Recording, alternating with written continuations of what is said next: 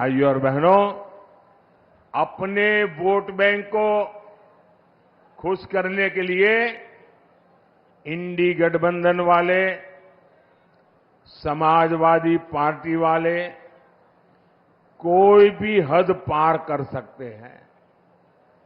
अब तो इनके निशाने पर हमारे देश का पवित्र संविधान भी अब इनके निशाने पर है। ये दलित, पिछड़ों, आदिवासियों के हक लूटना चाहते हैं।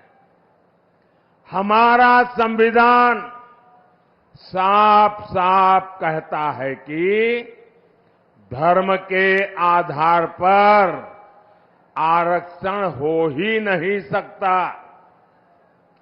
इनके इरादे कितने खतरनाक हैं, इससे जुड़ा एक नया खुलासा मैं आज कर रहा हूं। 2012 में उत्तर प्रदेश विधानसभा चुनाव के समय जनवरी महीने में सपा ने अपना घोषणा पत्र जारी किया था। 2012 तब सपा ने अपने घोषणा पत्र में कहा था, जैसे दलितों को, पिछड़ों को आरक्षण मिला है, वैसे ही मुसलमानों को आरक्षण दिया जाएगा।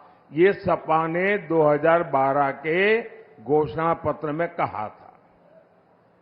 सपा ने डंके की चोट पर कहा था कि वो इसके लिए संविधान तक बदल देगी।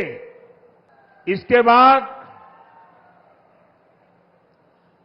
2014 के लोकसभा चुनाव में सपा ने फिर अपना घोषणा पत्र जारी किया।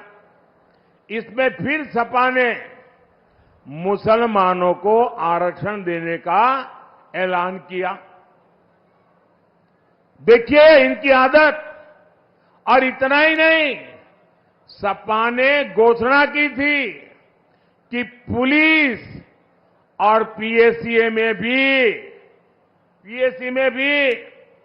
15% आरक्षण मुसलमानों को दिया जाएगा। आप कल्पना कर सकते हैं, ये लोग अपने वोट बैंक को खुश करने के लिए किस तरह एससी, एसटी, ओबीसी का हक छीनने पर तुले हुए थे।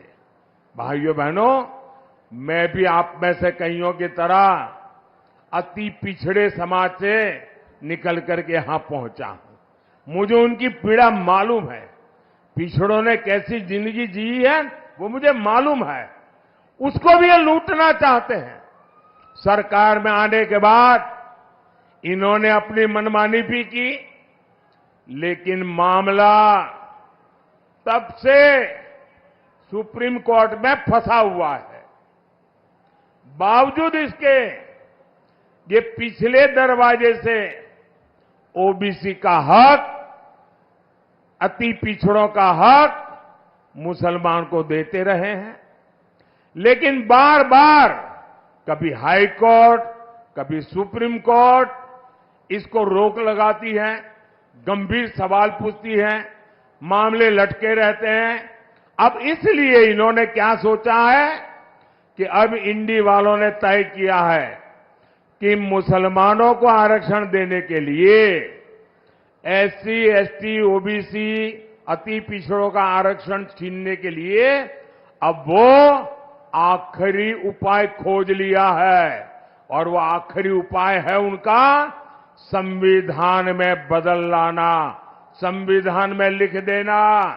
वो कहते हैं कि संविधान में लिखेंगे मुसलमानों को आरक्षण दिया जाएगा।